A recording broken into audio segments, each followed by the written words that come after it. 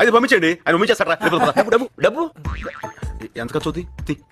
ఎంతంటే మాక్సిమం 50,000. 50,000 ఇంకో 10. 60 లక్ష అయితే వెళ్ళిపోతుంది. సర్లే, ఇంతకీ ఎప్పుడు వెళ్దాం అనుకుంటున్నారు? మీరు ఎప్పుడు పంపిద్దాం అనుకుంటున్నారు? టికెట్ ఈజీగానే దొరుకుతుంది, కాకపోతే వీసా దొరకనే కొంచెం ప్రాబ్లం అవుతుంది. మీరు ఏమనుకున్నట్టు మాట్లాడగచ్చా? ఏం పర్లేదు అడగండి. వీసా అంటే ఏంటండి? ఓ, మీకు తెలియదా? ఈయనకి తెలియదంటారా?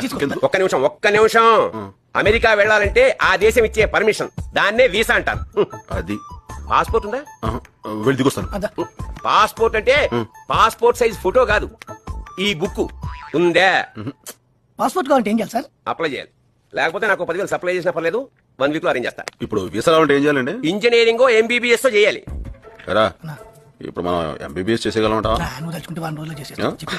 ఇప్పుడు మసలు నేను ఎంబీబీఎస్ చేద్దాం అనుకుంటున్నాను. MBBS చదువుతావా? ఏం వేళ కూడా ఉందా? పోనీ ఎవరితో వీసా దుబ్బేచ్చండి. బొక్కలో దోస్తారు. వీసా లేదు, పాస్పోర్ట్ లేదు, చదువు లేదు, ఉద్యోగం లేదు, తెలిసిన వాళ్ళు ఎవరు లేరు, అమెరికాకి వెళ్ళిపోవాలి. నా వల్ల కాదయా, నేను పంపించలేను. ఈ రోజు కాదంటారా? వెళ్ళిపోతాం.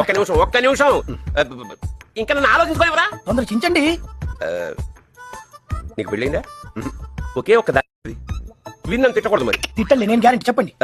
గ్రీన్ కార్డ్ అని ఒకటి ఉంటుంది. నా దగ్గర పింక్ కార్డు ఉంది sir. Pink white ration card కాదయ్యా, మరి? అమెరికాలో చాలా కాలంగా ఉంటున్న విదేశీయులకి అక్కడే శాశ్వతంగా ఉండడానికి పర్మిషన్ ఇస్తారు, దాని పేరే గ్రీన్ కార్డ్.